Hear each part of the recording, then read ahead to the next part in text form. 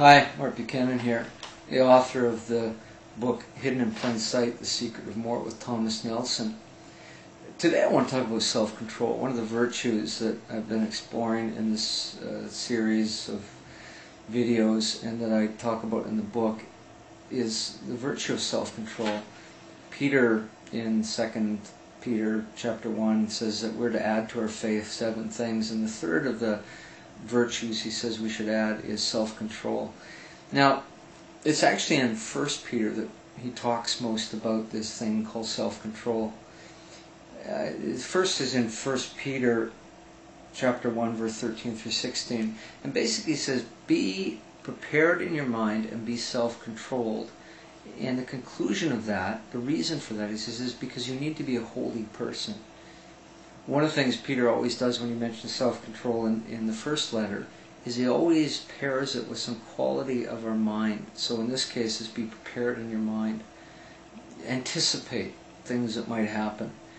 Don't get caught off guard, he's saying. And in anticipation of that, get a grip on yourself. Already decide how you're going to react in a certain situation, because this, he says, is the key to a holy life. Second passage is in 1 Peter 4:7, where he says this, the end of all things is near. Therefore be clear-minded. So the quality is not just preparedness of mind, but clarity of mind, and self-control, so that you can pray.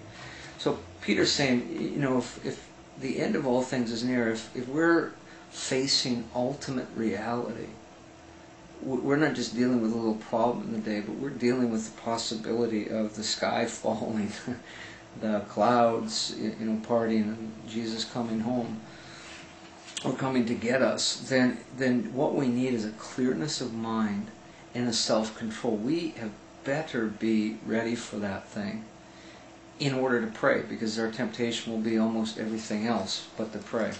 And then the third time he gets around to it, he says in 1 Peter 5:8, be self-controlled and alert. Again, a quality of mind. Watch what is going on. Your enemy, the devil, prowls around like a roaring lion looking for someone to devour. Peter's saying, you got an enemy. He hates you. And the one way you can come against him and outwit him is these qualities of mind, alertness, clarity, preparedness, but also self-control. He's going to try to play into your indulgence in some way, and you got to get a grip on yourself.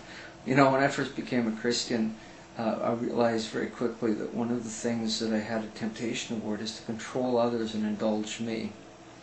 And I realized that God is reversing that and saying, Buchanan, control yourself, I'll look after the others.